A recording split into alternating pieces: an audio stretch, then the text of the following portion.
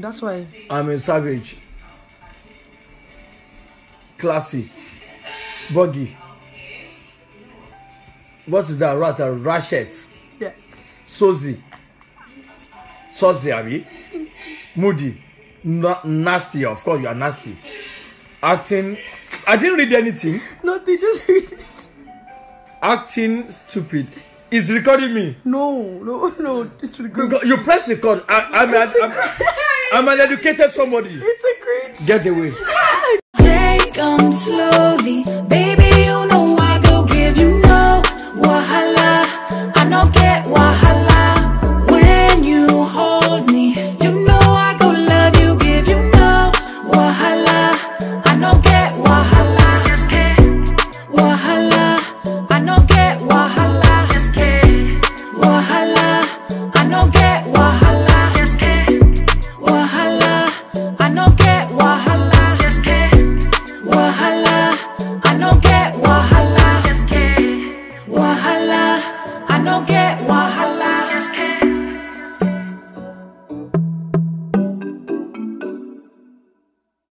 Welcome everyone to episode 58 of No Wahala, the podcast. This is your boy Tunde, and I'm joined by my co-host Super Lord BAWO. Yeah.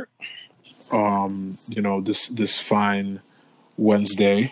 I would like to say we apologize for being a day late, but by the time this episode ends, you're going to realize why we had to wait one day to drop this. Dog, there's been so much activity in the last 48 hours. Like Too much. Every time we figured, we're going to record now. And it's like, something else would happen. Wait. They're going live. It's happening It's right crazy. now. It's like the OJ car chase. And so, and here we were thinking Trump having people drink cleaning products what's going to be the big thing, bro? was going to be the leading topic. I forgot that. Dog, so much things happened. The freaking Trump spoke about cleaning products. Lysol condemned him. Yeah. The NFL draft happened virtually. Mm-hmm. And people's girlfriends are wilding. Bruh. R.I.P. Fred the Godson. Big up Fred, a dope-ass lyricist from the BX. Rest in peace to him, and love and peace to his family and loved ones. Absolutely. Little Fires Everywhere has become a required viewing for anyone that I decide to entertain romantically. I still haven't watched that. Don't judge me. Oh, I'm not. I have to I have to prep myself to watch anything Kerry Washington. You're not prepared for the lip quiver? Like when she starts to cry, bro, it's like, it's just very, you know how you're in an awkward situation? Like her crying makes me feel like I can't just enjoy. You know how you're enjoying the show, popcorn, drinks, whatever. And then you just feel like it's more than what it is now. Like I can't watch this happen. I have to write a letter. I got to speak to somebody. So I've always found it challenging to watch Kerry Washington's acting, but this show is so good. No, I'm gonna watch it. Did she cry in I Think I Love My Wife? Because I feel like I watched that and I don't remember her giving that face. So maybe she adopted a new cry. I think she's always been good. She's really good at the scripted crying. I just think that she does weird things with her face and her mouth on screen that make it different. That make it difficult for me to enjoy the content. But imagine if that's how she really cries, because then that Igbo man she's married to got to deal with that. I wasn't even going to go there, but she may be. What's his name? Unamdi. Unamdi got to deal with that when he comes short. Shout outs to Two Ends. So the other, before we even dive into that, what else happened? Well, we spoke about the cleaning product, which was insane. The Ghanaian scammers. People died of the cleaning product then too. Did you see the Ghanaian scammers? I saw the clip. Okay, so we'll get into that as well. Yeah, we'll get into that later. Did you watch the last episode of Insecure? I did. We're going to get into that. Kanye is now a billionaire. Shout out to Kanye. Congrats to Kanye. Congrats to the West and the Kardashian family and all that. We don't have to dive into that, but we just want to mention it. Nigeria has a new curfew, which is fun, I guess. I guess. I guess. Yeah, it's definitely fun, sure. The tweets that I've seen just about the curfew are insanely so hilarious. funny. Like, Nigerians are so very funny. Laugh to keep from crying, Sha. And yeah, there's another topic that we definitely want to lead the episode with. We've recently become aware, alongside many of our listeners, that there are some American and African influencers who have been accused of creating unsafe spaces for women on and off the timeline. BAWO and I have seen quite a few accusations spanning from general creepiness all the way to sexual assaults and rape. And just to see that these things have hit the timeline, and not being aware that even some women that, you know, BAWO and I are cool with or have met or whatever, have been dealing with these things privately for some time, made me sick personally. And I just wanted it to be clear that we stand with all of these women who've come forward and who have been brave enough to share their experiences. And we also urge all of the men listening to do better. Just generally do better. Be more responsible with your engagements with women. And also, you are now being charged with proactively holding the men around you accountable for nasty behavior, especially if you witness the nasty behavior. Like, do not expect for someone else to do it for you, or someone else to step in where you have the opportunity to hold your people accountable. So I think that it's just been a wild 48 hours, man. Every time I refresh the timeline, I see someone else that you would never think that these people are behaving this way privately off the timeline. Yeah, and it's wild, man. I don't even know where to start, to be honest with you. Obviously, we found out through the timeline what was going on, because like, it's news to us all. And one thing I'm big on is just, you know, everybody being comfortable in whatever space it is they're in. So absolutely, man or woman, but it's absolutely sad to see or read the experiences this woman have had, you know, with these two men so far. Because who knows, by the time this is posted, there might be even more, because it feels like women are, you know, braving the storm and just actually stepping up and dealing with the repercussions or the shame, or, you know, that weird group of people that always come out and try to, like, point fingers at women just speaking on their experience. So I'm happy they're doing it. I hope, you know, more comes of this. I hope we get people out of here that are, you know, just being predators with whatever influence they have, whatever position of power, whatever it is they have over, that they think they have anyway, to try to influence women or coerce women, because I know the word of the week has been coercion. I think women into these acts. We've I mean, both of us have been in various conversations in the last 48 hours with people, and we've had these conversations kind of expanding on the complexities of everything involved with what we're discussing. I personally believe that men need to do better at holding their people accountable for their negative interactions with women, and not making them feel secure, no matter the opportunity. And, you know, we all go to parties, we all, you know, hang out, we all get lit, and we all do these things. But I also still think that it's not an excuse to say, oh, you know, that's just how this person is. We've all witnessed wild behavior, and because nobody else said anything, a lot of people have just excused the behavior. Some of us have stopped going to some of these events because they didn't want to be around some of these people. And all of that is understood, but I do think that there needs to be more to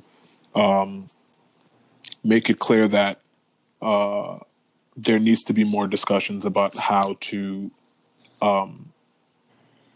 make people that are in these spaces more accountable for their actions, and also educate everyone on both sides, on all sides, how to properly conduct themselves and how to make or not make anyone feel insecure about being with anyone. I know for a fact that BAWO and I were raised to respect everyone regardless of their gender. And I think that a lot of people get caught up with whether it's clout or just being popular, being known, and they misuse their power. Regardless of how you know us, like, we're always doing what we can to make sure that our reputations are consistent across the board, right? Yeah. So I think that more people need to be cognizant of those things and just don't be a shitty person. That's the biggest thing, clout or not. You could be very popular, not popular. You could have 2 people you're following that follow you back, or 1 million people. Like, obviously certain things start before clout, or like just having, the what's it called, the light on you. But these conversations have to happen. We have to have conversations with the women in our lives and with the men in our lives. Hold these people accountable. And if anybody I know is listening to this, if at any point I will stand with a woman that's been attacked, abused, or victimized any day before any of my mandoms, like, it'd be a shame. I don't see any of that in my circle, and I hope there isn't. If there's anything, me, Tunde, and I know the conversation will be had. I think it's a learning experience. Unfortunately, certain things have to happen for the culture to move forward. But I'm happy to see, for the most part, the feedback I have seen. The people I follow I've been comfortable calling these people out, and I hope we get there as a community where we can have this tough conversations, and we could also bring these things to light, so people like this don't have that power to use against women or those looking for an opportunity to grow in media, in whatever space they're in. Because the second story going on right now is speaking on the entertainment sphere. So, and how people are leveraging position in different brands and just introducing people or just getting interviews and things like that with sexual acts. So we have to speak on it, and we have to back them up so they don't this just doesn't fall by the wayside. Yeah. So that being said, no Wahala definitely stands with women first. Men do better at listening to women. If a woman has confided in you or has felt safe enough to come to you and express that she feels uncomfortable, that is not the place for your ego to shine and you disregard their concerns. That is a moment where you can educate yourself on how to properly engage with anyone of the opposite sex. And I just think that it's going to be interesting to see how this plays out, because, man, they're just, I'm telling you, there's men that never, ever consider the fact that they'll ever have to be accountable for that behavior. And this is regardless of the industry. I mean, we both work with entertainers and talent and so forth. Many of us haven't seen it directly, and if we have ever seen anything out of line, we've always called it out. Yeah, definitely. And also respecting the women's time and whenever she wants to come out. So, you speak to women, support them. Like, the fact that I'm looking on the timeline and there's men like, how come she chose to say something now? That shit is so whack, bro. Like, what if she didn't feel comfortable enough to express herself because this is not the first or second or third or fourth time she's dealt with a traumatic experience? Oh, how about the fact that why is she choosing to speak now and proving the point that of why she didn't feel comfortable speaking before? Yeah, dog, I've been seeing now. It's the wildest stuff, and it's people that I would never expect that are negating these women's experiences. And I'm like, look, we are not saying that, we're not saying that there isn't a chance that an accusation can eventually turn out to be untrue. But until there's facts, let's just presume that the people that are coming forward with their stories are sharing the truth, and then work back. But if there's 40, 50, 60, 70 women that are having the same experience with said dude, I mean, come on, man. Like, it's nasty. It's nasty. And I think that, would hate to feel like all of us collectively as men have failed the women around us, because I have women in my family that, you know, that I care about. I'm saying, like, my mother, my father definitely raised me to respect women. And most of the lessons that I've learned in life that have saved me and have taught me how to be a man have come from women. So I mean, we've talked about this on the podcast multiple times, so there's no need for me to go in depth about it. But it just saddens me that a lot of peers, and I don't use the term friend lightly, I never do, a lot of associates and peers that, you know, we've learned, you know, we've been acquainted with throughout the years, to see them being exposed for the nastiness is disheartening, man. It's just like, you never know. And that's why also when we talk about co-signing people, like, very scary. Like, it makes me not want to have any adult friends. Like, whatever I have now, just close the door. Dog. Especially in African culture, bro. Like, very community based. We get it. But when I used to tell people, like, look, I'm open to having a conversation with said individual that I don't know, but that just because we had a business conversation or we linked up in person at a party or whatever, that doesn't make us friends. Like, we may be associates because of the industry that we share, or the need, the business exchange that is desired from one party to the other, or whatever the case. But regardless, that doesn't make, you know what I mean? If you're a client or a prospective client, that doesn't make you my friend. If we meet through a mutual and we vibe, whatever, that still doesn't make you my friend. You know what I mean? Like, I don't use that term friend lightly. And I think that it's not something that I can say for a lot of my peers. I think a lot of my peers, a lot of my associates think that they're actually friends with people that they're really associates with. And people need to do better at vetting their actual friends, because it's sad to see that the people that are kind of being outed for the nasty behavior, a lot of their friends are saying they didn't know, they weren't aware. And, you know, that's going to be a challenging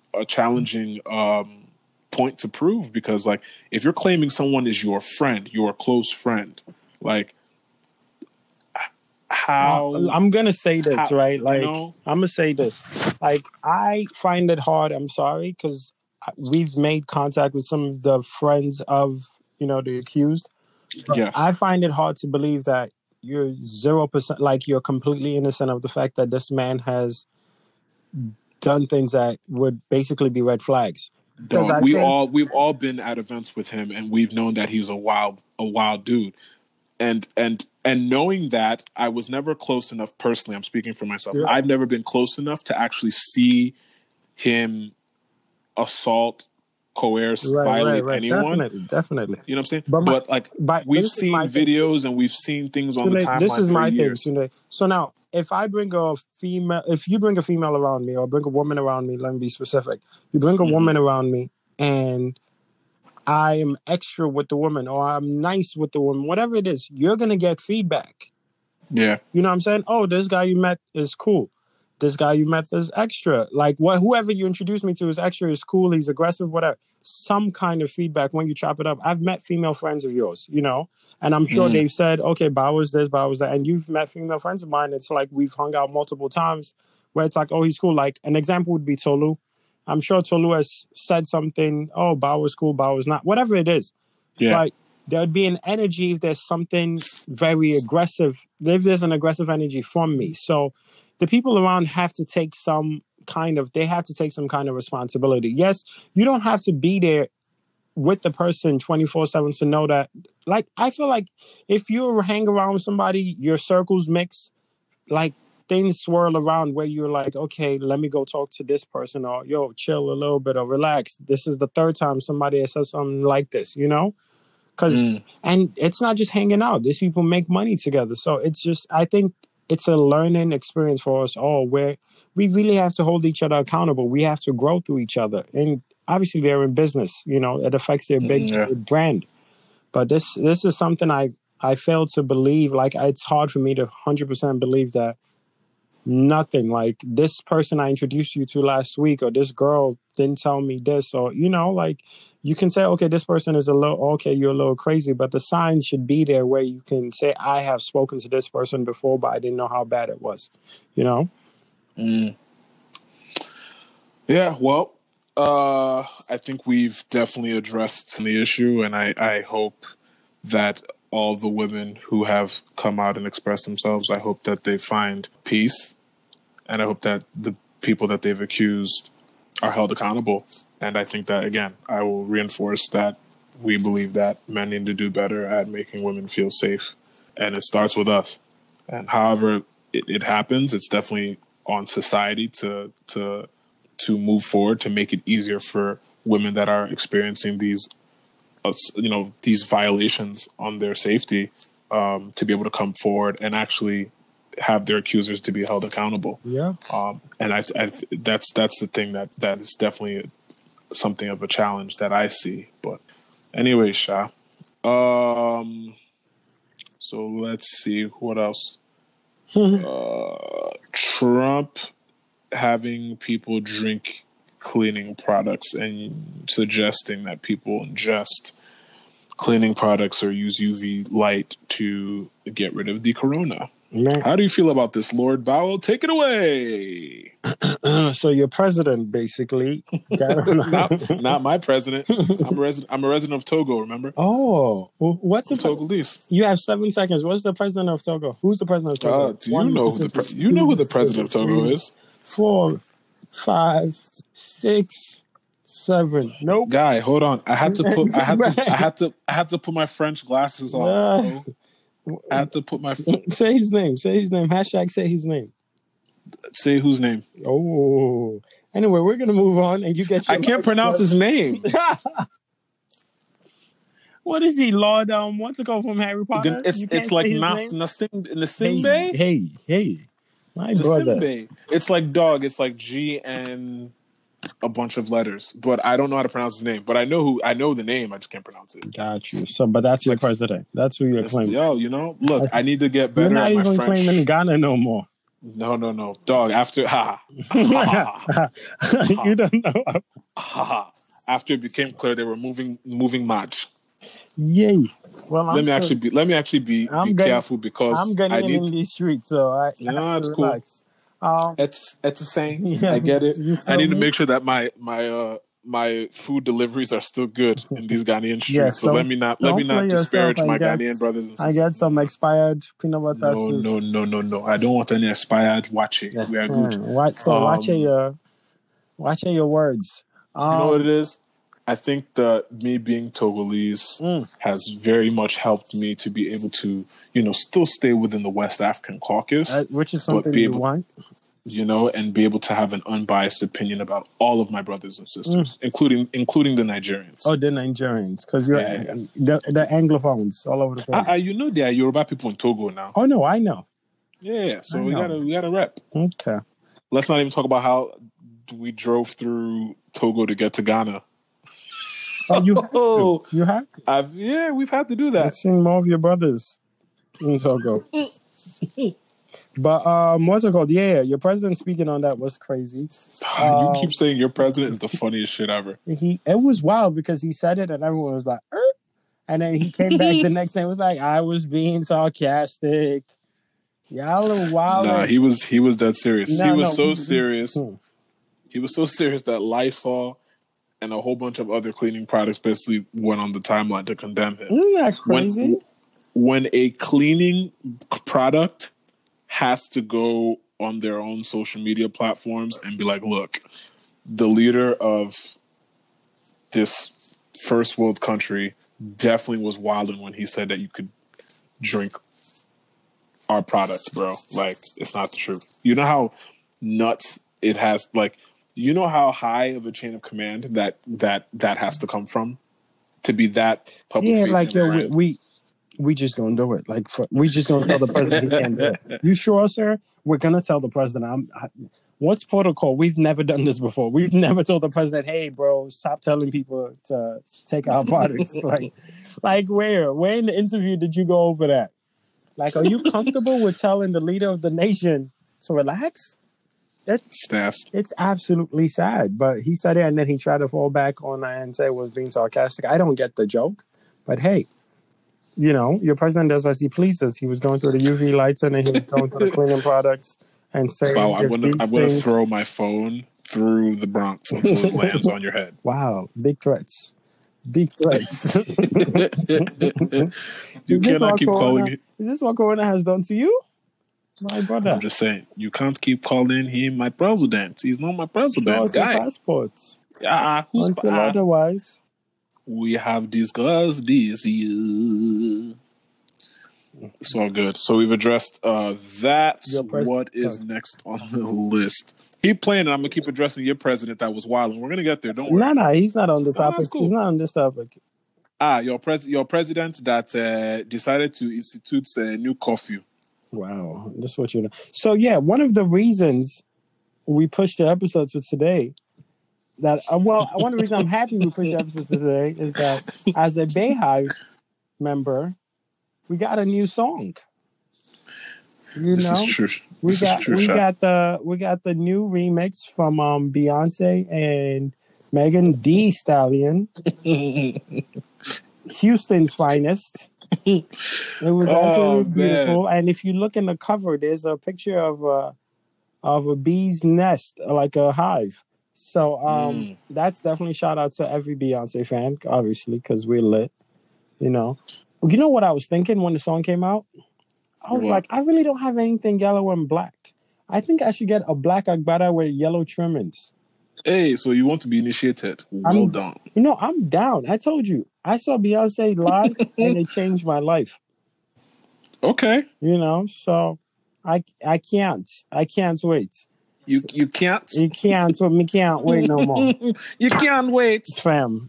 So which country are you from again? You just be choosing new country anyhow every time we decide to change topic. Wow. In the words of the great artist, I don't know which name should I address him as Mos Def, or should I address him as what's the second name? Yasin Bey. Put some respect on his name. That's another hive right there, Yasin Bey Hive. He didn't get a whole approval from Beyonce to be able to use Bey for you to now just forget it. Facts. And he said he's a citizen. I think he has the passport. It's like a citizen of the world passport. See, they're looking for you because we mentioned Beyonce. Because I'm classy, bougie, ratchet. You have to play that. But no, it's dope. We're very excited for Megan Thee Stallion. I know the contract, Wahala, was one of the big things to start the year, but I feel like she's going to bounce back. Hopefully she can get out enough not content, but works of music, EPs, albums, to get out of that contract or legally find a way around it. And, do her thing. I feel like there's potential there. She finds a way to just be genuine and keep people interested. Obviously, she is fine as all outdoors. So we're very happy for her. Yes, we are very happy I'm for sure Megan Thee Stallion. Is hype. Oh, absolutely. I think that given all of the different comparisons that we've been seeing on and offline between her, Cardi, Nicki, etc., all the other rappers that represent the female collective, it's really exciting to see Megan get the future that she's dreamed of, right? I think the critique that I'm seeing now that this is out is they're wondering whether the whole thing with their contract dispute was fixed? A PR, like a PR thing that was setting everyone up for this. Whether it's true or not, we'll never know. Right. But, it's so hard trusting people in entertainment, so we just don't, because it just makes life easier. Because everything is content. Everything is a story. Everything pushes the narrative. So it's hard.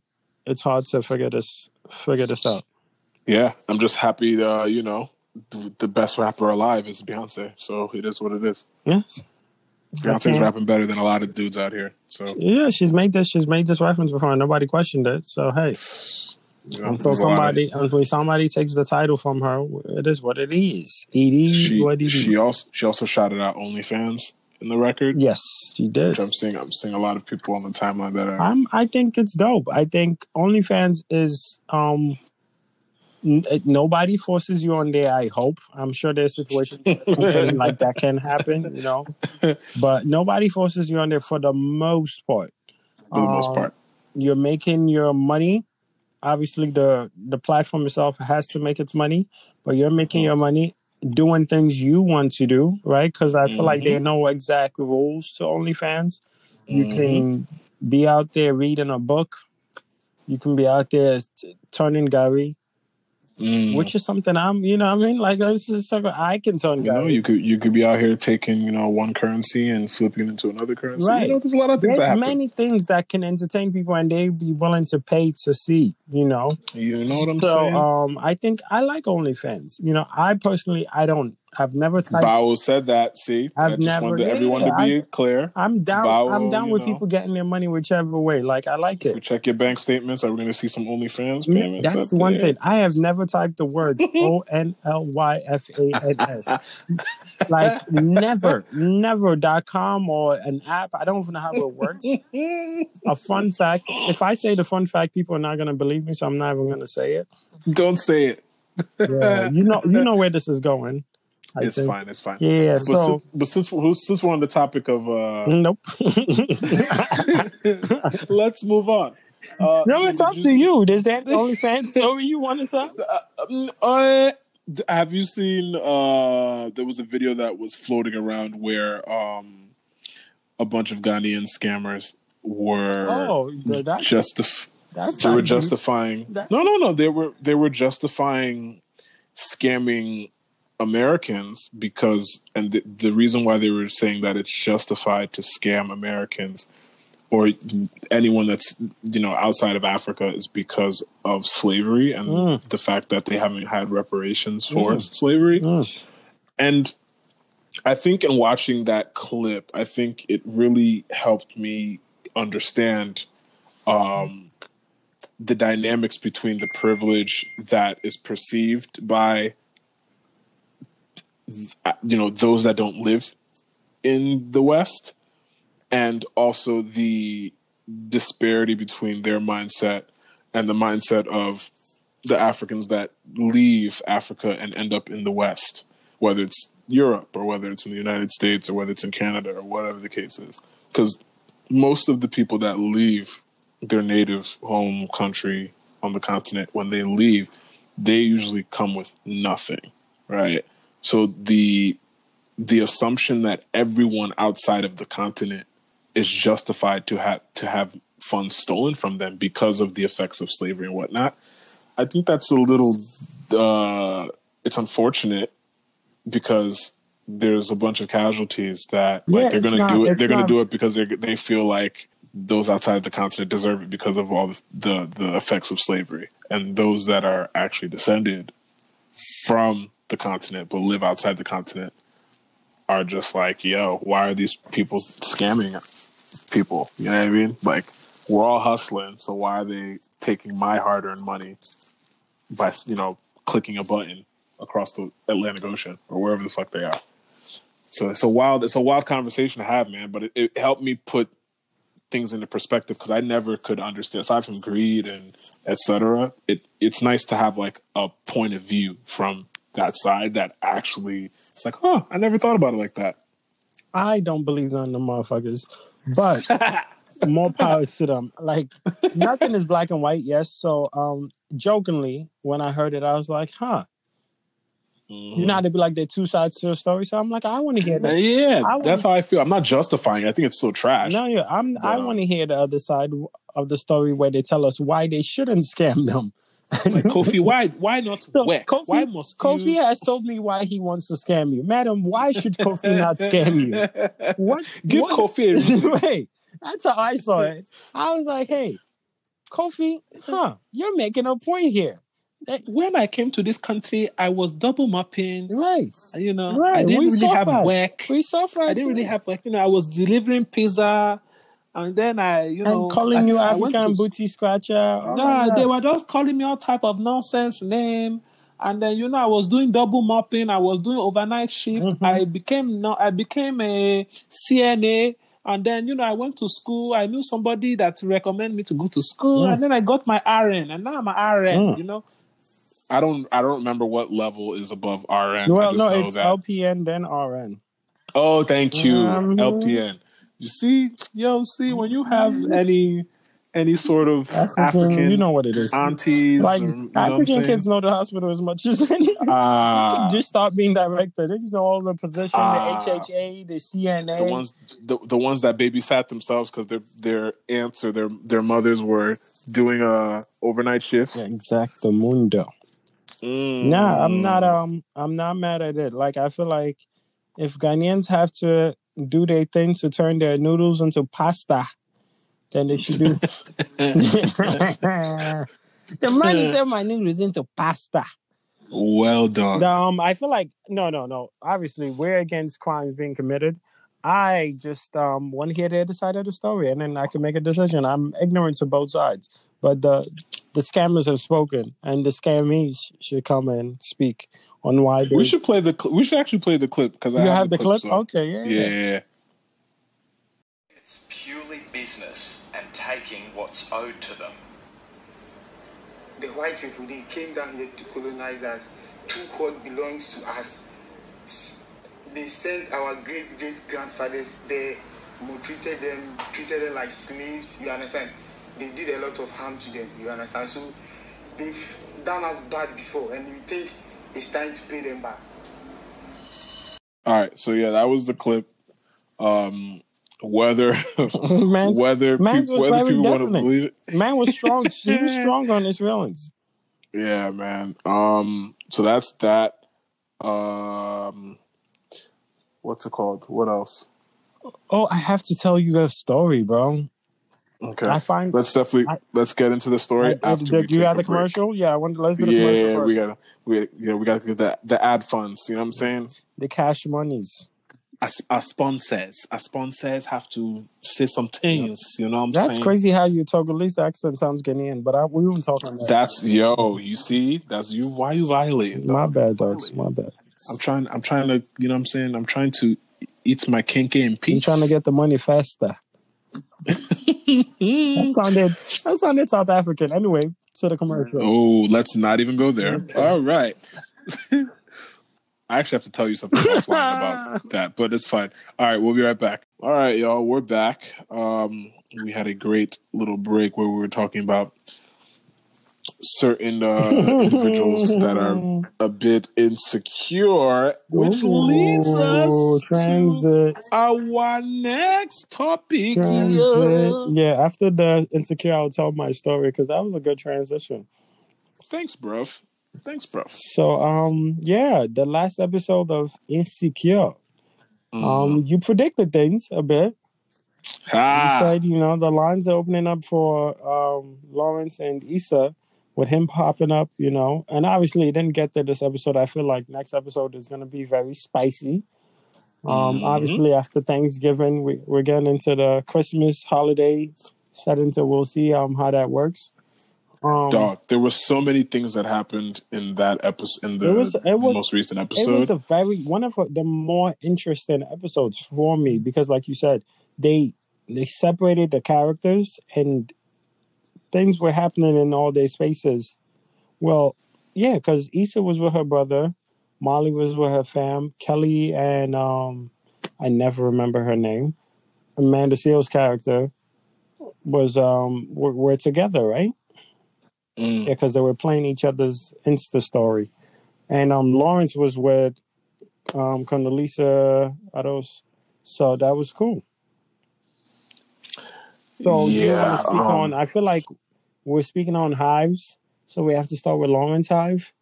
And I gotta ask, are you still waving the flag? Or do you feel like Condoleezza affected how you see Lawrence? I've definitely rescinded my membership in the Lawrence Hive. Yeah. I believe that a lot of us men's who were supportive of the Lawrence Hive ever since even season 2, as early as season 2, I think I think we chose was a false flag. I think we believed in the wrong Messiah, and he didn't lead us to the promised land. Are we I back think to that Chad?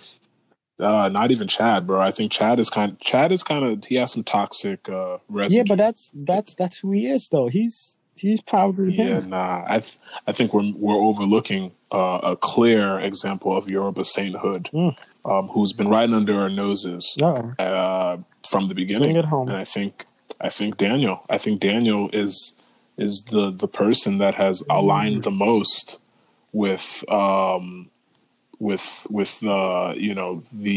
energy that the vision you could get behind.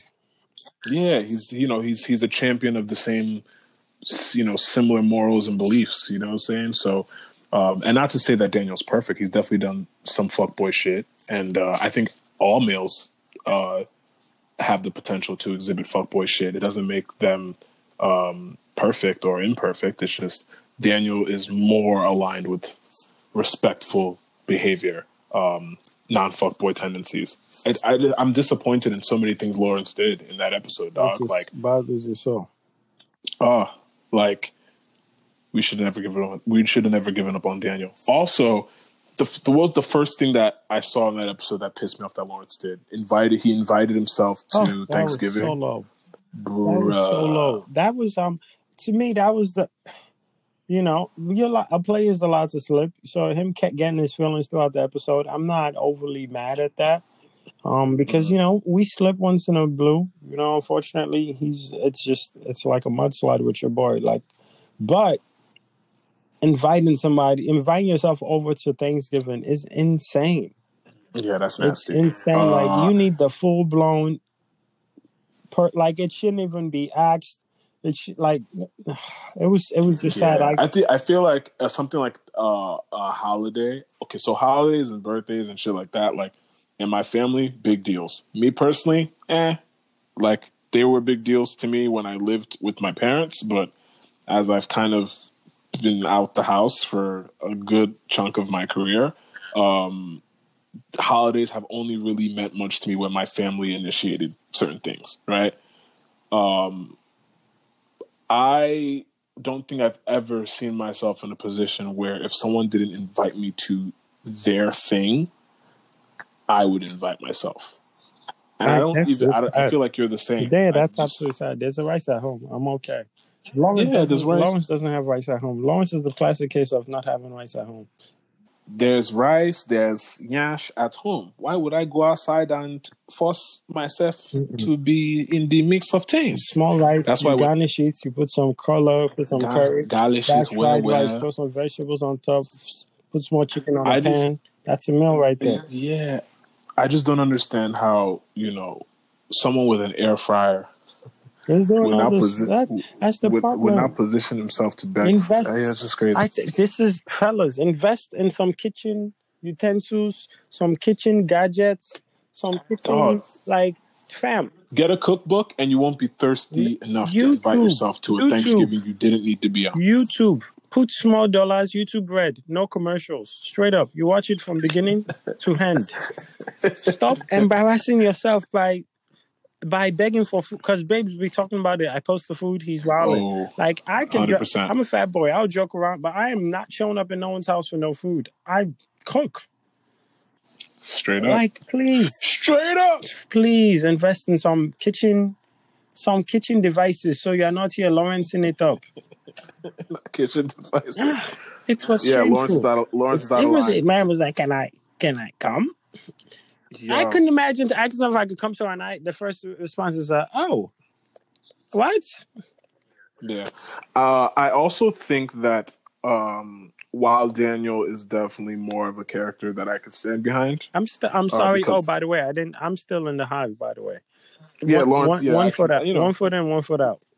We get it. You like toxic energy and entertaining your exes and things like that. I get it. Okay. Pardon? But no, it's okay. It's fine. I get it. We have to uplift our brethren. Even when they're in the trenches, there's still hope for you. We can still pull you to Daniel High. Don't worry. I'll give it at least one more episode before we pull you all the way.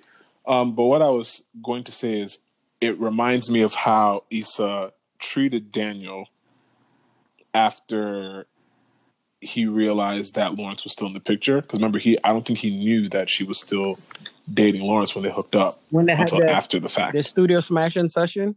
Correct. So, and then when she said that Daniel was just an itch she needed to scratch, yo, bruh, that just ripped your soul out of your chest.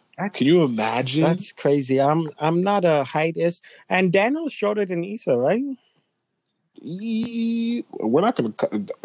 I'm sorry. Why are you calling him Ghanaian? That's not nice. I'm not even going there. I'm Ghanaian in the streets now. I told you. We've already... First of all, BAWO, there's no one in the universe that's going to look at you. There can only be one tall Ghanaian, and that's Abdul. And you know that. So... Well, this guy's tall, too.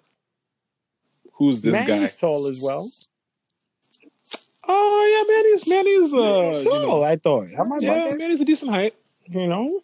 It's interesting. We have to start a database of tall Ghanaians. I know some BAWO tall said Ghanaians. that. BAWO said it, not me. I don't want anybody to try and fight me like the day we did the jollof. Ladies and gentlemen, I am championship. I am Team Ghana. I am the black star in the flag. I'm out there. You're not getting a free room at the Movin' Pig. I know it's happening. Give it up. It's happening, bro. Give it up. They're cutting the key right now. They don't respect you. They're cutting the key, bro. It's not going to work. Okay. When you get a call from a 233 number. Plus 233. You have a call from BAWO. Hey, Tunde, EBT. Like, ho. EBT's challenge. Ho. EBT. Ho. When did you get in? Nah, B. We gonna get there. But no, it would bother me. Like I know. I'll say this, right? I'm one of those people. Like it does not. I don't lose sleep if my partner's cheating on me or not cheating on me. I do my part, and we're just gonna live this life as best. As long as nobody carries any disease to me, I do not like. I'm not gonna date someone I think is gonna cheat on me. And when I'm dating somebody that I think isn't cheating on me, I don't lose sleep over it. Like, whatever. Stop dating people that you think might cheat on you. Yeah, don't date somebody you have to curb and hold down and not let go out. And so I don't lose sleep over that. But if it happens, if it's like, this is him, and it's some guy shorter than me, it'll disturb me for some days. I wouldn't lie. A couple days, I'm gonna be off. So I just thought if you're above 6 feet and your lady cheats on you with someone that's under 5'5", you have to fight everybody. Yeah, no, it's just it would bother me. I wouldn't lie to you. Yeah. I'm being vulnerable here, guys. It would bother me. I wouldn't, the soup wouldn't taste the same. The rice, I'll probably overcook the rice. It would be mad soft, it'll be burnt on the bottom. You have to do like small petty things in order to like address the situation. Like unplug the Wi-Fi. Easy. They never know what the fuck the Wi-Fi shit does. Too much water in the iron, so when she bends it over, it spills. See, but that's a little dangerous because if the water's hot. You're talking about the where you put the water in? Yeah, the person so it overflows. So it overflows when she leans. Little things here and there before we have a full conversation. Yeah. Or like like the I'm trying to explain this the right way. There's not the Ziploc bags, but like the bags of reclosable bags, like of whatever. Like the ones you can't see through. Mm-hmm. Just like empty it and then put it back, so they think they have whatever. Right. We have to. They're cooking and they grab that thing, thinking, oh, there's stuff in there. There's nothing. Something. There's nothing in there. More stew in the butter container. We have to shake things up a little bit before we get back. Leaving empty milk cartons in the fridge. Man, bro. 2 weeks of juices left. Just like little creative things to be a little annoying, where it's not like, oh, fuck this guy, but it's also like, why did he got to do that? Like, why couldn't he just throw this out? Nah, and she got to live with that. She got to live with that for the first couple months. But nah, it's I get you rocking with Daniel. I 100% get you rocking with that. I'm still Lawrence for now, and I feel like the writers are just trying to bring Lawrence back to Issa. So we might just have to live with this arc a little bit and go with it. But Lawrence just comes off like the type of guy that if he got into an argument with his partner, he would just like rearrange her makeup kit. Like he just seems like the type of person that,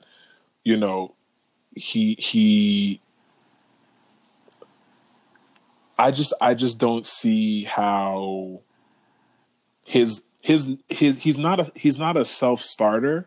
Mm-hmm. And his inaction bothers me. No, definitely across the board. I hear that. He doesn't seem intentional. And as someone that is very intentional in all aspects of my life, watching his character develop on screen has been very frustrating because he's had multiple opportunities. Even with Condola, like when she asked him, would he still be with Issa if he didn't find out that she cheated on him? And he had to think. What? He had nothing, bro.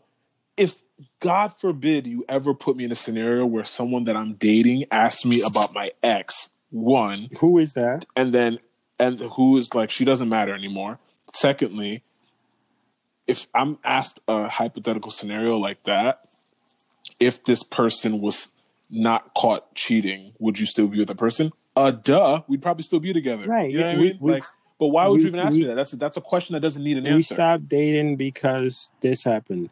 Would you be the person like that one? That was just bro. It was a nonsense question. She's a good for that. Common sense is not common. The reason why I still found Lawrence to be a goat at that moment is because he should have immediately rebutted with, "Would you still be with your husband if you didn't find out that he cheated on you and you didn't divorce? You know, would you have divorced your husband otherwise?" That bag. Because I think she would have gotten how stupid her question was. Yeah, I would not. If he would have said that. Would you have divorced your husband if you didn't find out that he cheated on you? Not to no damn condolences. Like, it bothered me that he dropped that bag like that. Yeah, it's wild. Anyway, Sha, I think it's going to be interesting to see how it plays out in future episodes. I do want to celebrate the fact that we didn't see TSA's booty this episode. You are looking for it. No, it's been bothering me all through. It's been bothering me all through. And the image itself has become like a part of the show for me for this season. So I was happy to get a break from TSA's butt. So that was good. Obviously, Molly's family, you know, they spoke on a few things with father-daughter, you know, relationship, fidelity in the relationship. Her pops cheating on her mom. Choosing a good woman that the family celebrates, you know. That was spoken on about a little bit. Yeah, and also, like, I think picking the right man or woman to bring the family together, because obviously you see Issa and Issa's brother didn't even want to come to Thanksgiving because of a specific guy, didn't even care that he was hurt, you know. So all these little things were there. Like, the family structure was there. It wasn't like direct. And I'm not into thesis statements about episodes, but it was fun to see them, like, separating and dealing with their drama outside of their friendship. Boom. Well, there's that. Yes. So let me tell you my Walmart story. Talk to me. So, what happened at Walmart? This was the first time I actually got to sneeze in public since this whole thing has happened. So I was in Walmart looking for clippers because, you know, everybody looks like a caveman commercial right now. Speak for yourself. Oh yeah, you are sneaking to the barber. I forgot about that. My barber is literally downstairs. Literally out. Like, I walk outside and take a left. My barber's right there. I can't wait till Cuomo comes for you. He's not going to, because we don't snitch up here, so it's fine. I snitch. I snitch. I'm getting. And this is why, ladies, you are always in a safe space around us, because we. No, I'm just kidding. Your baba, the person cuts in before you, person cuts in after you.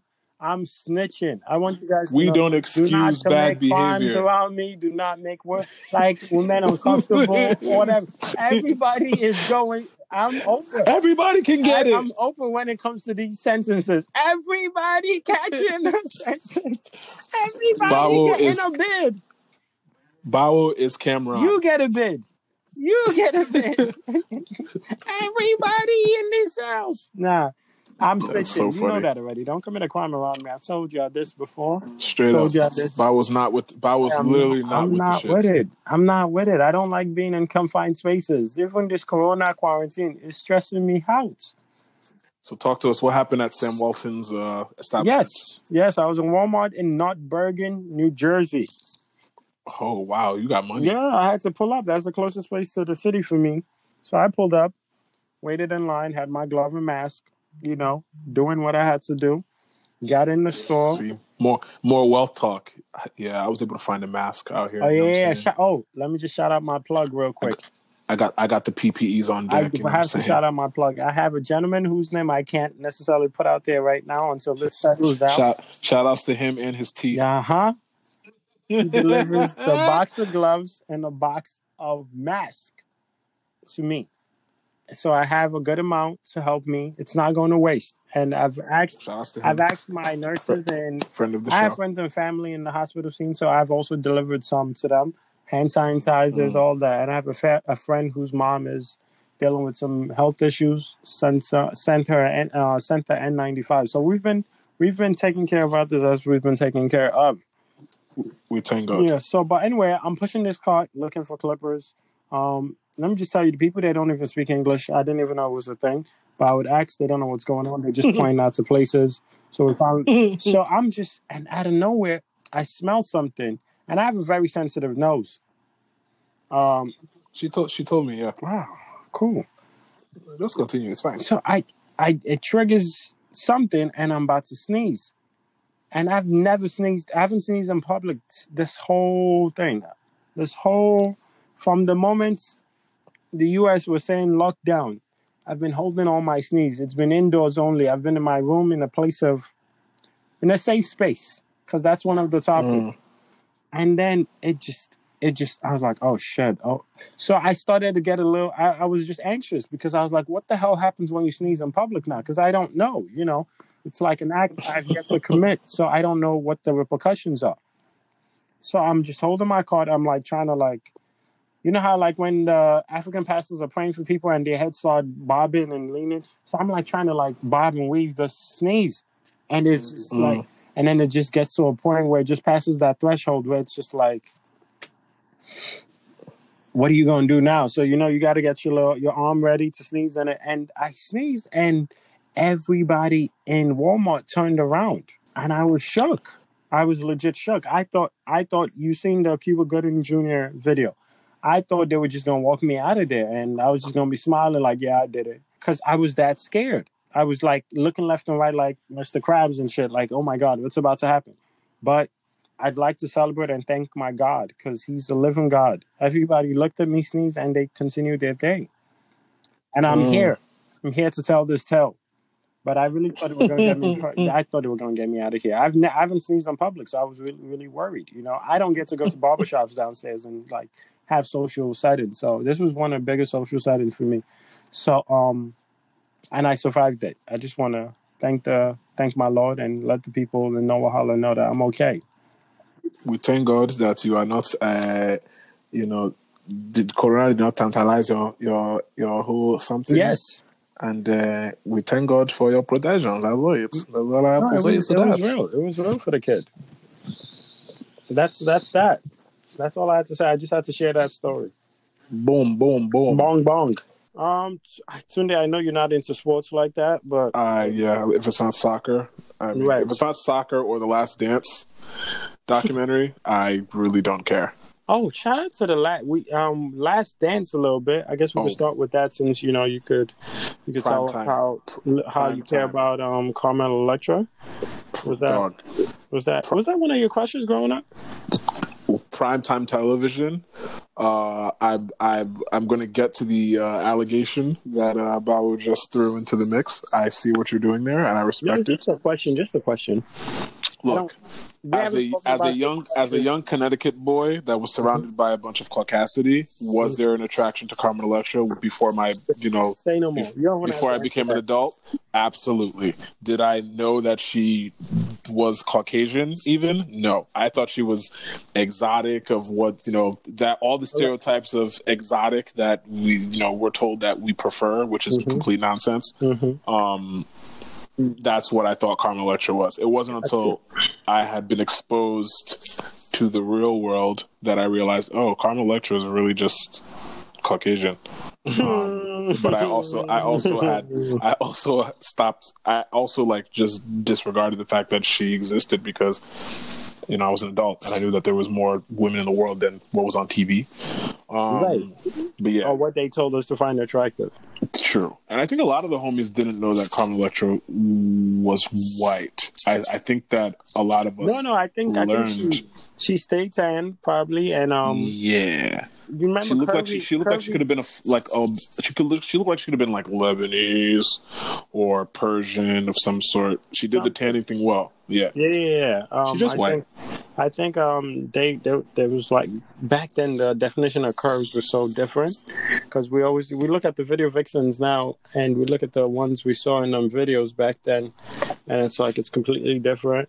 And I'm I don't dabble in certain things, so I just never really thought of her that much. But I just thought I'd ask you, as a young man in Connecticut, what you were into, what got you excited and shit. But this episode was cool though. It was the Rodman episode, which is probably one of the more interesting basketball players that has been in the spotlight when it comes to like just his comfort with his sexuality, his manly man personality in the paint. So it was really cool to hear his side, and I just want to applaud Jordan basically because he's given everybody their story and how it makes up Michael Jordan's run, So because we've heard the story, we've heard about Pippen, we've heard about Cross, we've heard Phil Jackson, and obviously the opponent in the Detroit Bad Boys. So it's like one thing doesn't make a man, and if you really want to know a man's story, sometimes you have to research and see what, challenges, what pitfalls he had, what has gone his way, what hasn't, and how it helped shape him. So I think I really, really like the concept of the doc. Each episode is just like a different element. And it's dope. It's dope. Even from a guy we don't get to hear a lot from, it's still dope to hear from him, but it be those around him. I don't know. I think it's very interesting. This episode was cool, though. Obviously, we get to see what Rodman was into a little bit, behind closed doors. We get to see how things were. I've followed a bit of Dennis Rodman's career as an adult just to kind of understand. Like anything that's confused me as a kid that was in the media, I've always taken mental notes. Maybe it's the Virgo in me. I've just been like, look, when I'm old enough, I'm going to come back to this. And I think that's what happened with Dennis Rodman. I've always been uncomfortable at, Dennis Rodman's presence as a kid. I think he was just jarring visually. And so I was always fascinated kind of like as to why he dressed the way he dressed and made outbursts that he made and why he just kind of lived the way he did. So I started researching kind of his background right before. Remember the time that that movie came out where he went to North Korea and yes, the documentary, boom. Yes. So around that time, I was waiting for that transition, but yeah. So around that time, I was getting more acquainted with what was actually going on with him and like the different things he experienced growing up and the abuse and all this other stuff. So it made sense why he was acting out in a lot of the ways that he was, and it's just wild, man. The 90s were a different time, bro. 90s was so different. What was considered flagrant in the 90s is a crime. Like, the man went to Michael Jordan had to fly to Vegas and bring him back. While Carmen Electra, your high school crush, was hiding behind furniture. It's insane. I don't care what you say. Carmen Electra was fire. Carmen Electra was fire. I mean, I'm not mad at that. I wouldn't have paid anything to be in that room because I don't believe in paying for those type of experiences personally. No, I hear you. No, I hear you. I 100% hear you. I just, want to know how much you loved Carmen and Electra. If you could just, help our listeners better understand. First of all, Carmen Electra's real name is Tara Patrick. Yes, I googled that today. Disgusting. Dog. Disgusting. She is so vanilla. But she helped prove another point that I made a long time ago. I said that any you like women that woman change their names. No, you're ridiculous. You're ridiculous. Sorry, I'm sorry. But I mean, you'd be right. You'd be right if you'd be right, except for a few. Just a couple. Just a couple razzle dazzle here and there. Oh, when we're outside again, go. Hey, the way I would just use one hand to just point you like that. Oh, a shit. lot of anger. You got anger. It's okay. No, I do. It's okay. So apparently, Carmen Electra met Prince when she was younger because she used to sing. I remember that. And Prince produced her first album before she ever modeled in Playboy, which I didn't know. Then she did Baywatch and then Singled Out, and that's how we became acquainted with her because she did things like Singled Out.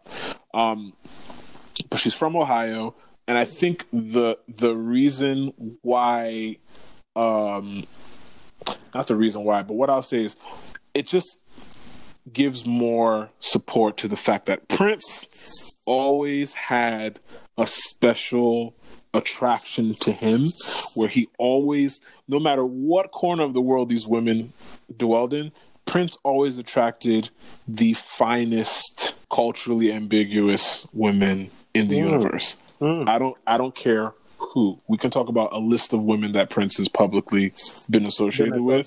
The fact that the majority of people did not know that Carmen Electra started her career with Prince, and she's known by most men that are under the age of 40 in the United States is fascinating to me.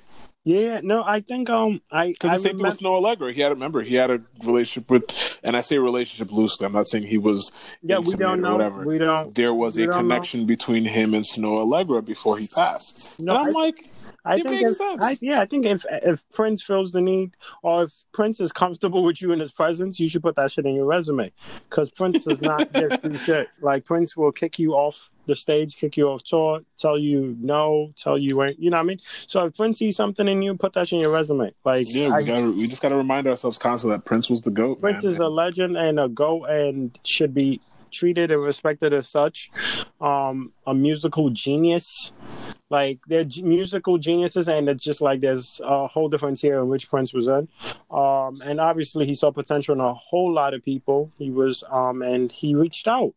And for the most part, those people, they ran with it and they made something of themselves, whether we like whichever path they went to. But Prince, saw something in Miss, what was her real name again?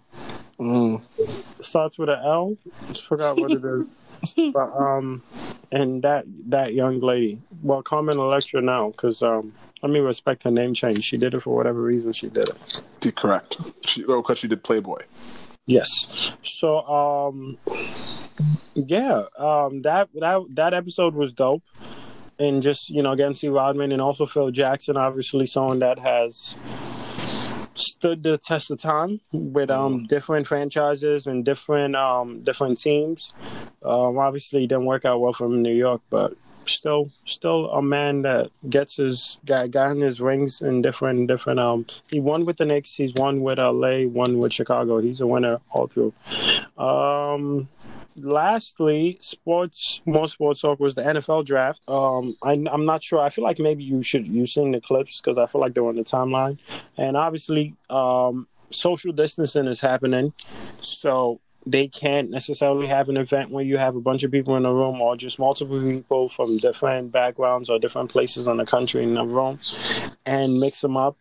So they had everybody at home recording their reactions if they were to have got drafted or not got drafted. So you got to see these people in their homes, and some people I heard were renting homes just to fit, like, you don't want, if you can't afford a home or you live in a hole in the wall and you don't necessarily want people in your business, a lot of these agents are like getting B&Bs and all that just to look good. So that happened, but the craziness was just the family's reaction and the players' reaction and the family's reaction to the players' reaction. So it was crazy. We saw a mom drag a girlfriend off her son so he could celebrate in peace, and the girlfriend was like sitting on his lap hugging him. Yes. I'm not gonna go into that too much because I don't want the whole race thing. But black man, white woman. That was wild. I just can't even imagine anybody not just giving it a break and just getting pulled off somebody when they get drafted. So that was crazy. But whatever their relationship is, more power to them. And that was my favorite. That we saw a young lady try to grab a phone, and then the guy grabbed it back, and that caused a whole stir. And then it turns out that she had previously dated a current NBA player, and now she's dating him. So that made people were going nuts with that as well. But it was a little ugly. It was a little ugly, but it's still, we're celebrating all these young men, hopefully becoming breadwinners and helping their family out, putting their family in better situation, and just it's dope to see people reap, what they sow. Like, it's not easy to get drafted. The years and years of practice and isolation and sacrifice just to get where they are. So I think that's a blessing, but it was just comedic to see how people reacted. Did you see the African parent? I did. Yeah, he was like in his feelings. Raise your hand. Let them see. Yeah. Nothing like an African parent trying to be produce an event. Raise your hand. Let them see you. Come out. Move. I was like, bro, African parents all read the same guide. Like, they all read the same handbook and they all parent the same. Like, it's crazy. It's true, man. Did you see Deion Sanders share his feedback on that awkward the moment during the draft that you just mentioned, where this chick was basically hogging up the time that the mom was supposed to have? Yeah. Was that his girlfriend, or? I think it's his girlfriend. I think, because nothing else makes sense if the mom was the one pulling her off, right? If that's just the friend, then but I think it's the girlfriend. Well, I'm going to play the clip because it's Deion Sanders talking to one of his sons about what he would do if his son was in the middle of the NFL draft, and he was just making it clear that he would have not enabled such a scenario to happen if it was one of them. So we're going to play that real quick. There was a lot transpired in the draft last night, right? Mm-hmm. Like, you'll show the two little incidents that happened in the draft. He can do that. He's a kid who's very explosive. He'll take that big hit, hold on to the football, knows how to find the open area in that defense. Obviously coming out all they scheme to get him the football. So the Titans get themselves a big tackle in Isaiah Wilson from Georgia. Came from Brooklyn Poly Prep Country Day. Need a little time to adapt to the heat and conditioning in the South, playing at Georgia, and now he'll be playing. The second incident is something that my mama, your grandmother, would have definitely done. You snatched her up, let her know, it ain't going down like that. But on the brink of what all transpired last night, we got to have order. I'm thinking that I feel like, you and your brother, y'all going to go in the draft, but we got to have rehearsals. We got to have rehearsals the day before, dress rehearsals. We got to have a seating chart. We got to have teleprompter so you get the words right. You don't mess nothing up, say nothing stupid. But we got to have some order, man. We can't mess this thing up. See, last night was a disaster for a few families. That's the stuff we caught on camera. There's other stuff that done happened that I promise you, probably about 5 to 7 families set that thing off last night. So we got to have some real structure in this thing. So knowing we're going to have rehearsals and we're going to have a script, we're going to have the seating arrangement and everything, you straight. You good with that? Because how we going to play this thing, son? Yeah, just hug mama, hug Hey, hold on. I'm getting my hug. Brother. I'm getting my hug first. I'm just, dog. Y'all better do a double hug, right team now, hug. we're going to have security over here because if old girl reach for your phone, you're going to bring her out. We ain't reaching for no phones.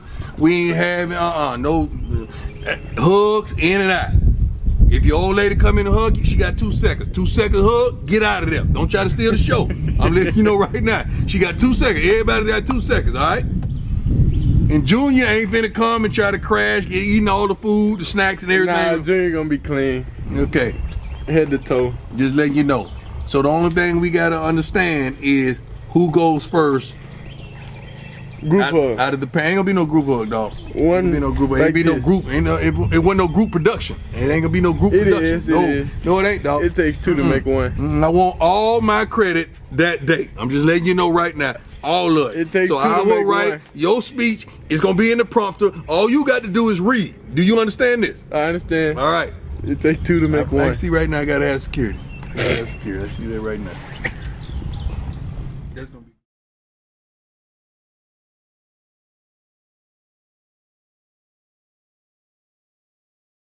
Yeah, man. I mean, look, I agree. I think that there needs to be some rules before you go on TV in front of mad random people, and there needs to be some protocol so that nobody is embarrassing themselves in front of millions of people.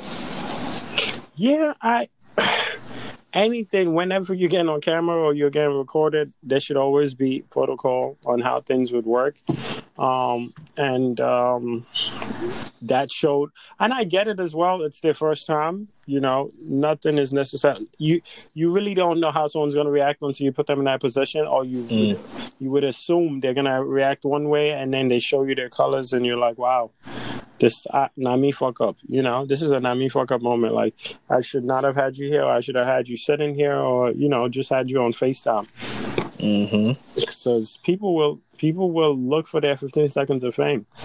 So I get it. I understand. I honestly get it. And a lot of people, we talk about Russell and Sierra all the time. Some people will make their way out your life, because the rumor is that she cheated on Russell with a different teammate. So, and obviously Russell ends up with Sierra, and he looks like he's having the time of his life. I'm never going to assume something like that. But yeah, some people will find a way out your life, and it might be little signs or big signs. But I definitely think, I see what Deion, Mr. Primetime, is saying. Mr. Primetime, you. Did you see the story of how a bunch of Airbnb hosts are crying because they're losing bread? Yes. I feel like we referenced this in a previous episode, but there was a Wall Street Journal article that came out this week that really dove into the topic, and it basically alludes to the fact that Airbnb created a space for these mortgage owners in the gig economy to really kind of play this real estate game, and they're just unfortunately on the losing end of a great run. Their bills are out of this world, and they are going through it. Listen, as somebody who's been, the idea has been pitched to me many times, let's buy a house and let's Airbnb. Same, bro. We talked about it. Yes, we talked about it last year. We've done it. Yeah, we were practically. We could have been. We could have been. Thank God, man. Yeah. Thank God.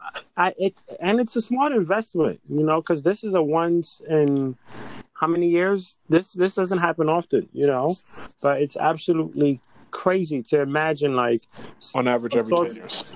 Yeah, it wasn't this bad 10 years ago or 20 years ago. I feel like let's say every 15 or so odd years. Yeah, so I feel bad, I honestly do, because you get it. It's an investment.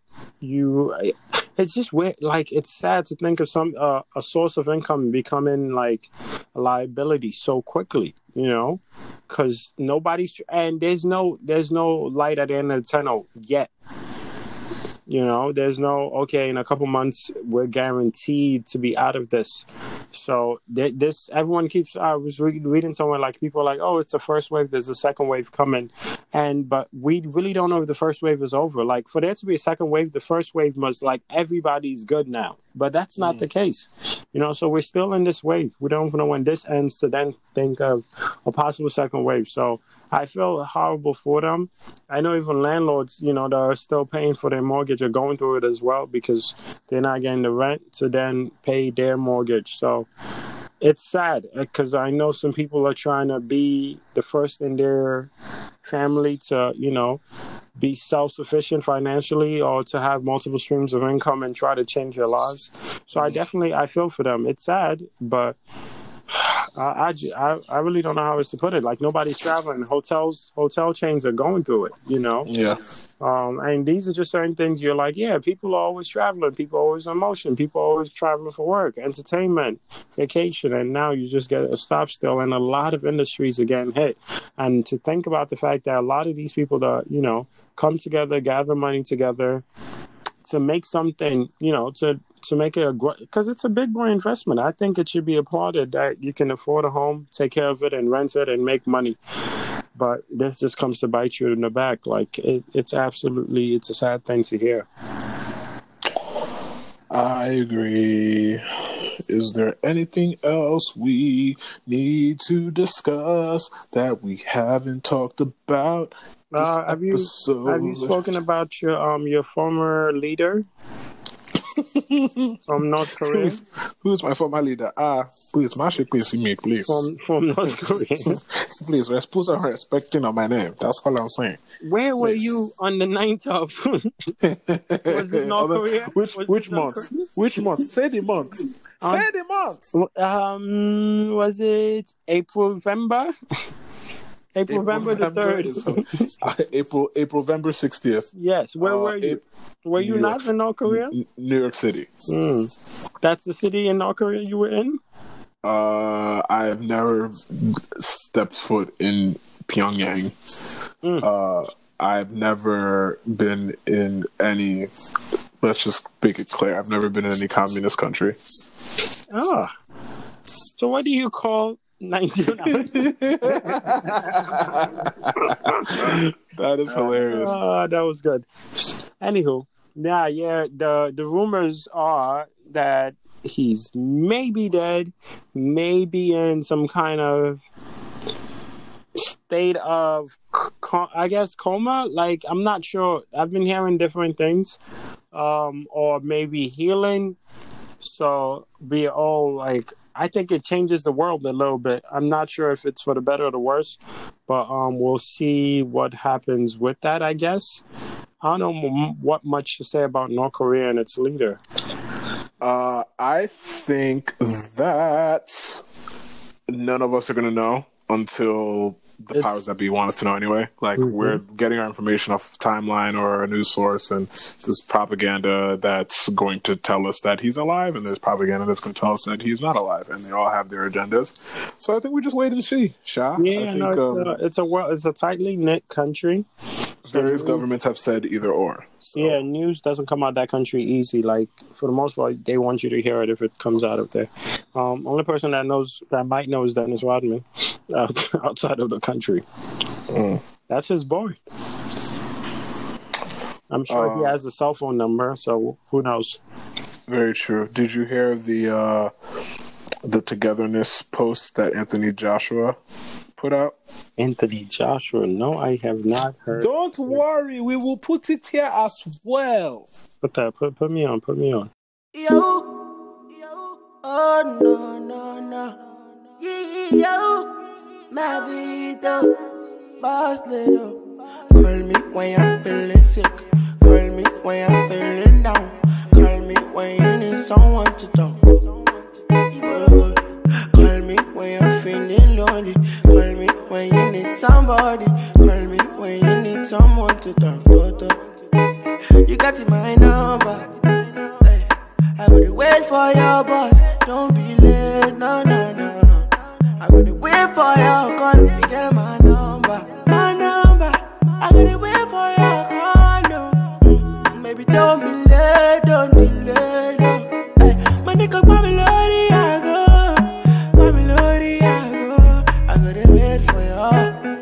I gotta wait for your call. My nigga, my melody, I go. I gotta wait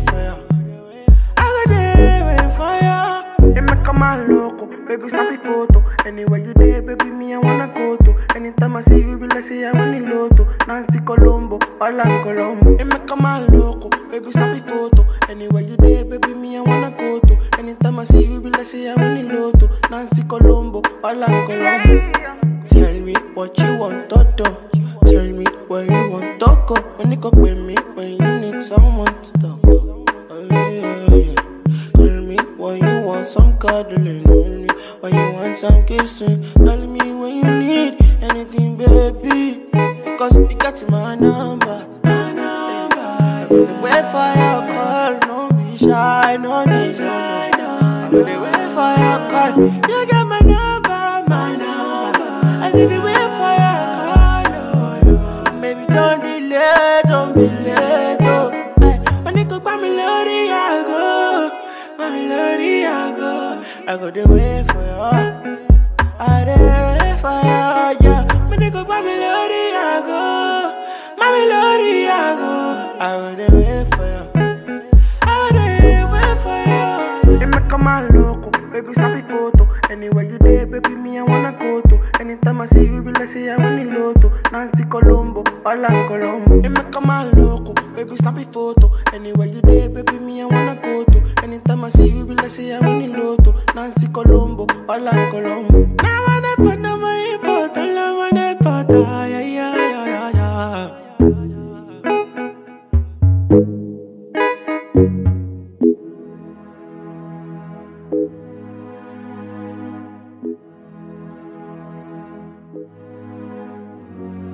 Call me when you're feeling sick. Call me when you're feeling down. Call me when you need someone to talk to. Call me when you're feeling lonely. Call me when you need somebody.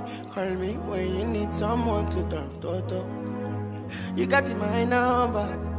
Hey, I gotta wait for your bus. Don't be late, no. I gotta wait for your call. You get my number. I gotta wait for your call, no. Baby, don't be late, don't delay, no. Hey, my nigga, by me, Lodi, I go. By me, Lodi, I go. I gotta wait for you. I gotta wait for your call, no. My nigga, by me, Lodi, I go. By me, Lodi, I go. I gotta wait for you. I gotta wait for you.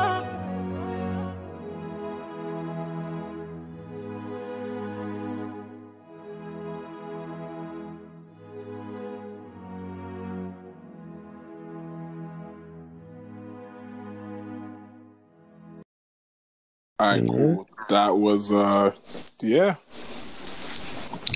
My guy, my people. Shout out to both of them. Big up to Bizzle. Big up to that whole crew. Yes, sir. What they're doing and getting the sound even bigger. All right, so the song that I've decided to go with this week is another American Nigerian collaborative effort. There was a recent remix that dropped that kind of had the internet shaking in a good way. So, are you familiar with Khalid, the American artist, the R&B artist? So Khalid has Mr. Location. Correct. So Mr. Samuel Location put out a song a while back called Know Your Worth with Disclosure, and that's been a huge pop record, and has definitely been on the radio for quite some time. There was a remix that Khalid just dropped with Davido and Tinz, which is insane that happened. Yeah. So I'm gonna play that, and then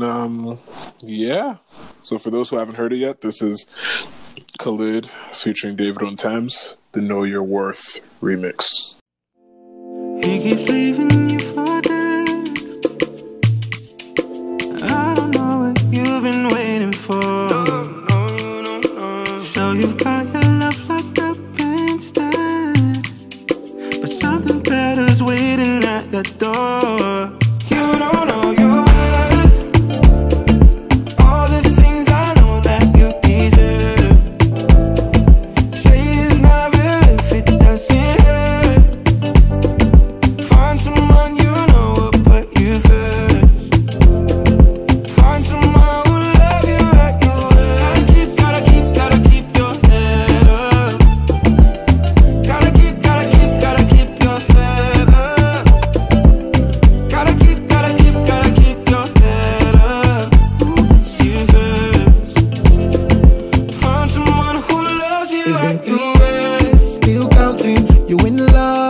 still doubting if he's in love with you.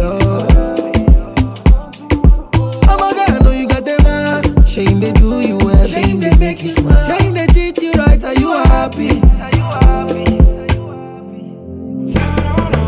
You need real, you need love, you need time. And I know that you've been gone, you've been down, you've been trying. Oh no, I can need it. Find yourself a real thing. Find yourself a new thing. You don't know your worth. Know your worth. All the things I know that you deserve. You deserve it. Say it's not real if it doesn't hurt. It doesn't hurt, no, Find no. someone you know will put you first. Find someone who love you at your worst. Gotta keep your head up. Gotta keep your head up.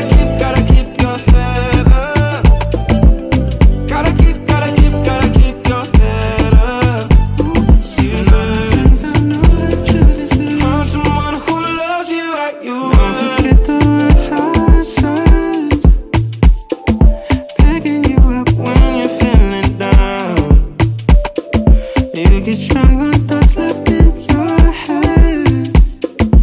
When you lost hope, soon you will be found. You don't know your worth. All the things I know that you deserve. Say it's not real if it doesn't hurt. Doesn't hurt, but no. Find someone you know will put you first. Find someone who loves you at your worst.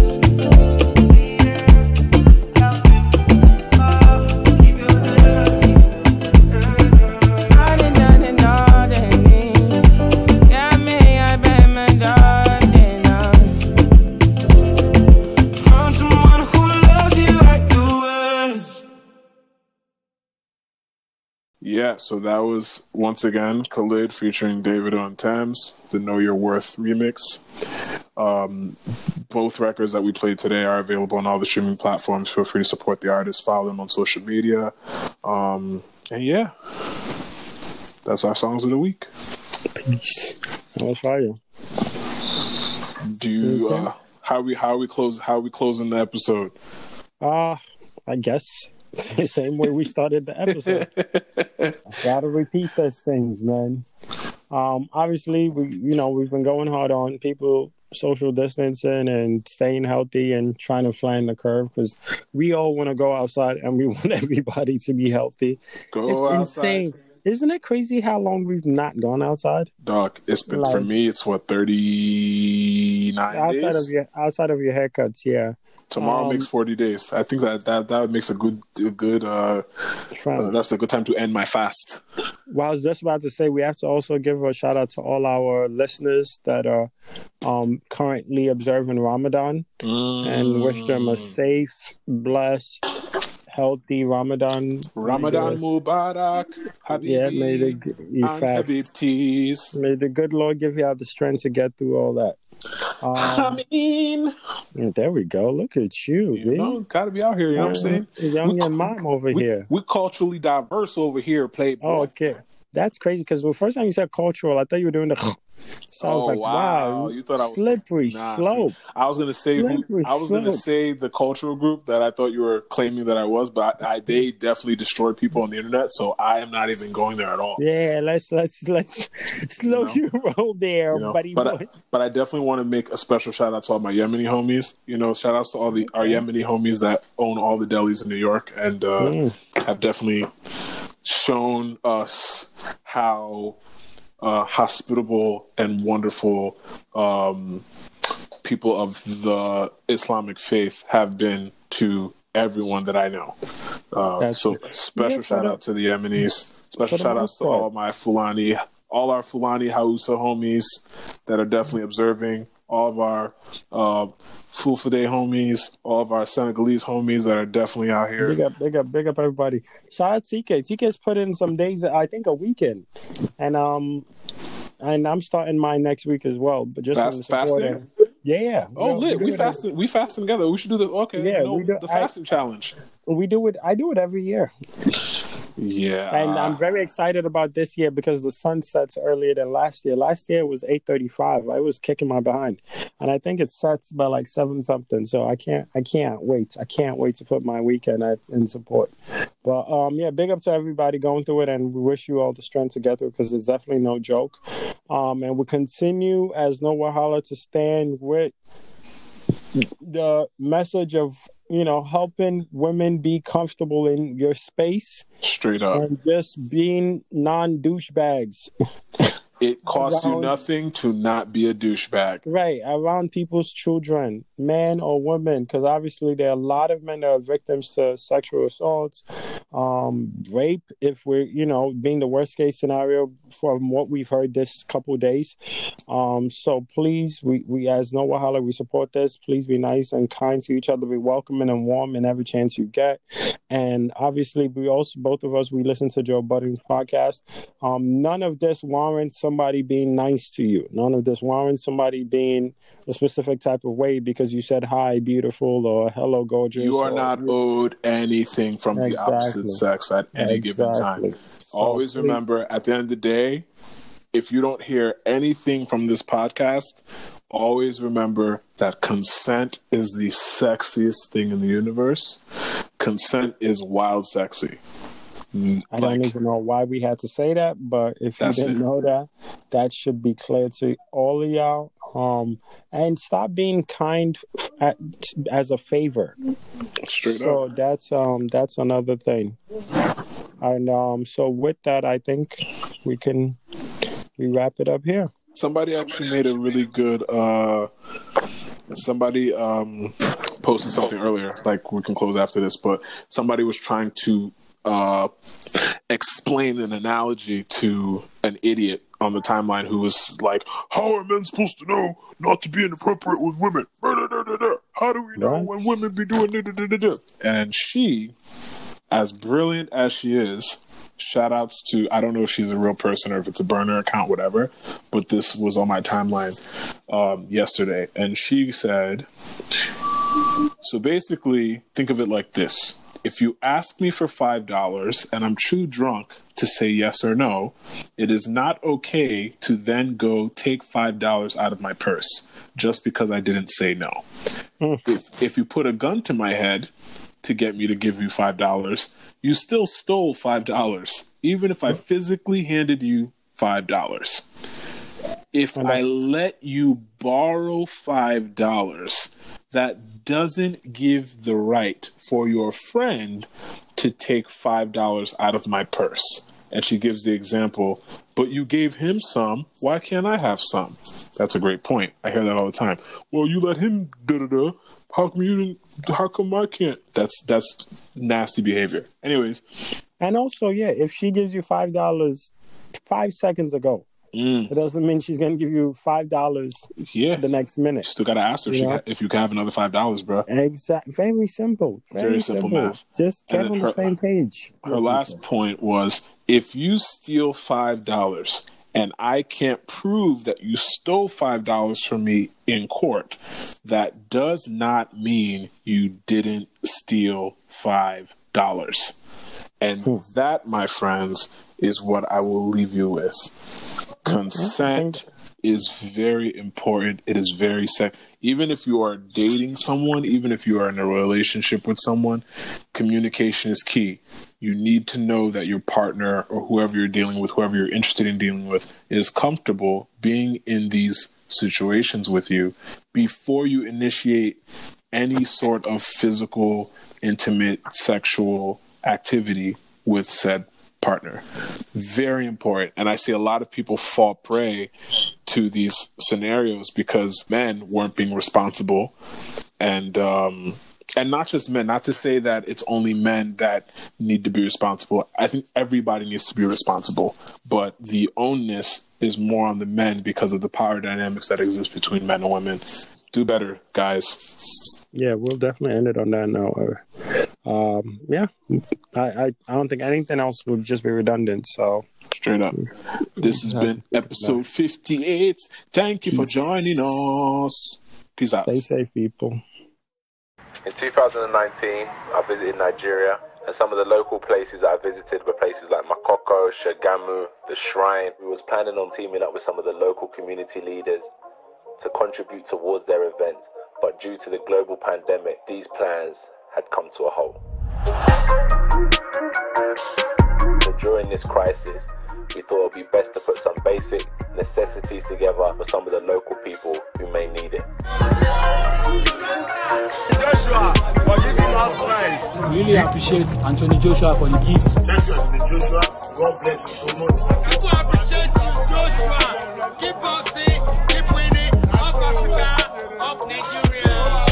So here's to Nigeria, one love people, and I'll see you soon. Sendwave allows you to carry out convenient, instant, fee-free, and secure money transfers from the U.S. to Nigeria. We've partnered with them to bring our listeners the convenience of sending money to Nigeria from the comfort of your own home. That's right. To take part, simply download the Sendwave app on iOS or Android, and then apply promo code Wahala. Again, that's promo code Wahala to get free money and access the exchange rates the No Wahala team has been enjoying for some time. Now back to the show. I think it's a great for the Anthony Joshua brand, especially because the most recent things that I've seen mentioning him were about him threatening Deontay Wilder,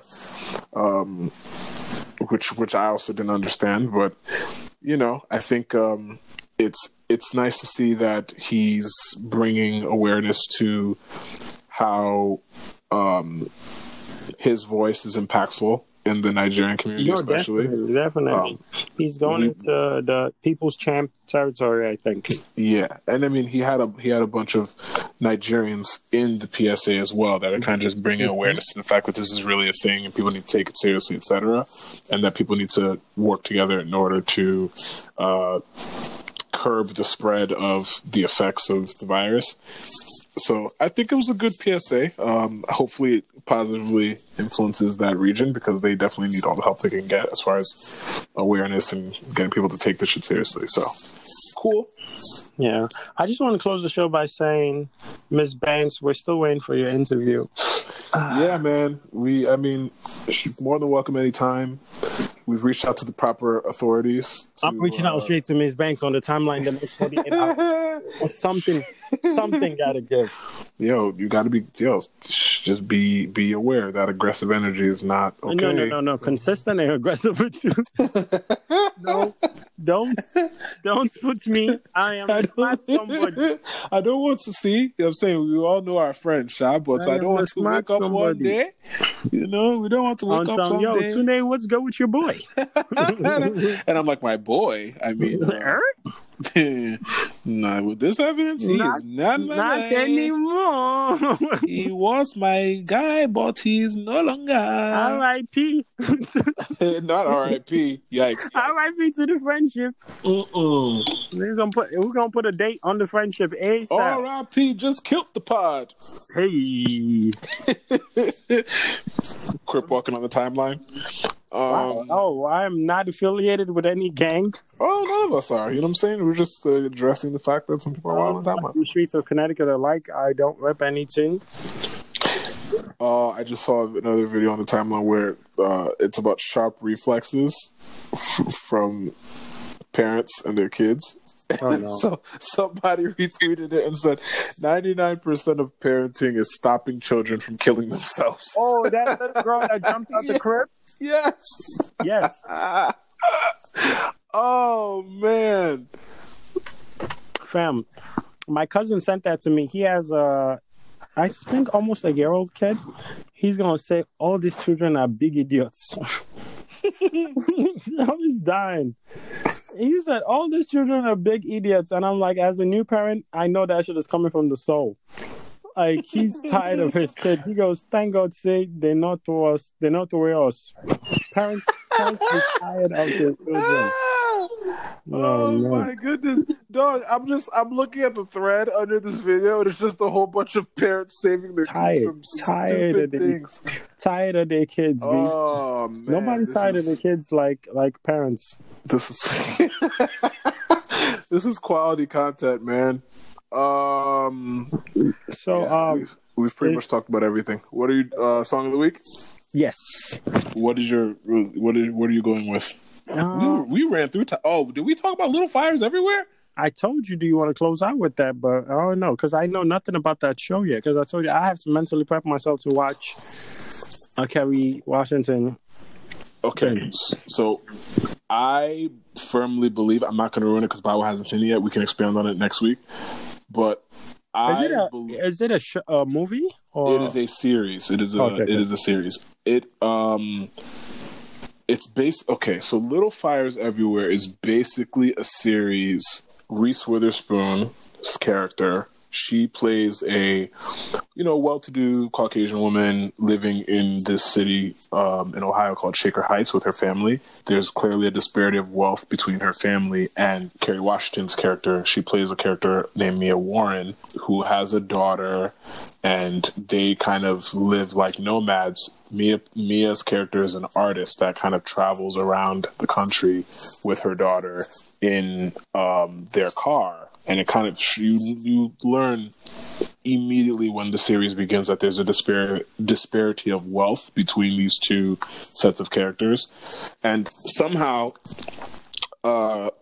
Kerry Washington's character and her daughter end up in Shaker Heights, Ohio, and looking for an apartment. They end up getting the apartment from the family of the Richardsons. And then they experience a bunch of things together, and you just witness how different Caucasians that are privileged in that city deal with life and handle life, and how they interact with Mia's clearly less fortunate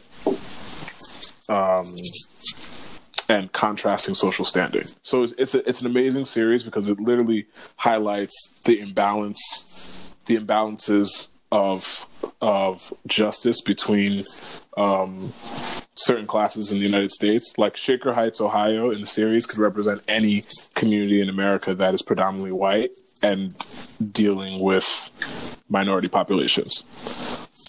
So it's great. I suggest you watch it. You're gonna really like it. And I also believe that it's now a required viewing for anyone that I decide to pursue romantically. I need to know how you feel about Little Fires Everywhere before I decide that you and I are even entertaining anything. Okay, I'm definitely gonna check it out. Yeah, it's one of those things. What is a required viewing for you? Like, what is something that you're like someone that you're feeling has to like rock with before you know that there's chemistry? Fam, every time I put a show out there, they be falling short every time. I'd be like, Curb Your Enthusiasm. Nope. Dog, I don't think I could date someone that doesn't like Curb Your Enthusiasm. I think that's been a great litmus test for me. I just don't know. I don't think I've dated anybody that, like, I've had people appreciate it, but just not be on some, this shit is fire, Another thing I've noticed is that anyone I've dated that likes Friends, it has never worked out. I swear, you come to me talking Friends references, it ends. Yeah, I can't do it. It ends like it's time for dessert. Let's just wrap it up and everyone go to their father's house. You have to like Martin. You have to like. You have to be at least aware of Martin, Seinfeld. Yeah, I give you aware of Martin. Yeah, because it's not. They're not required for me, but you have to at least be aware of the cultural impact that those shows have had. Chappelle Show, 100%. And the one thing, Boondocks. Oh my God! Took the words right out of my mouth. Thank you so much. Boondocks, I think. There got to be some episodes we could break down together and just laugh at some episodes and break down some episodes. Like if I make a Chappelle reference. So sometimes life calls for a Chappelle reference, No, agreed. If you can't tell me what homies over hoes means. Yes. Or if I say Beans wouldn't do that, Beans will go to war. if like little things here and there, if you don't know where that's coming from, like it hurts my soul. That's all. I wouldn't lie to you. So that would be it for me. I think that's it. I think definitely Boondocks and Chappelle's are high up there. Imagine dating someone that didn't know the I'm Rick James bitch reference. Right. Just imagine. You making pancakes like pancakes like what? Winter blouses. Like, can you imagine having to share a bed with someone that didn't understand those references? That sounds like slavery, bro. That's what happens when you don't love yourself. Yeah, I think self-love is definitely the theme here, folks. Love yourself, entertain partners that that value great cultural, culturally impactful media and content. If the main consumption is the shade room, but they haven't been exposed to anything else we just discussed. And those references, those shade room references will turn, I don't know. Let me not get into it too much. Yeah, let's do that. We're getting into too much game. They got to pay for the rest. It's fine. Like that. Yeah. Feel free to support, wahalapod.com/support if you want to donate to get more of these exclusive gems from us. We are more than welcome to share. Yeah, I'm saying. So there's that. So yeah, that's Little Fires Everywhere. So song of the week. I am going with NYC Legend. Okay. I'm going with an NYC Legend. The song features an artist from Ninja. Hey. Big up to The Plug. Big up to Bizzle. Big up to Ursa. Okay. The song is called Wait For You. Who's it by? Melvito featuring Oxlade. Melvito. Shout out to Melvito and Oxlade. Nah, big up to Melvito. Obviously, if you're in the New York area, Melvito used to be part of. Well, his own boys is still a thing, but it's just the man has grown into his own brand and has made music for a bunch of dope ass artists, and he's still growing. So. Shout outs to everyone involved, man. This is great. I like the record. The first time I heard it, I sent it to so many people that I know, and they were like, "Is this person based in Nigeria?" And I was like, "Half of them are." But yeah, man, I love genuine talent coming out of Nigeria right now. There's a bunch of really dope young cats that are coming out of Nigeria right now. So this is a good record. I think a lot of people are gonna realize that that type of sound is what's gonna take Nigeria to the next level, and that's that sound that got Nigeria where it is. Yeah. All right, so we're gonna play the record.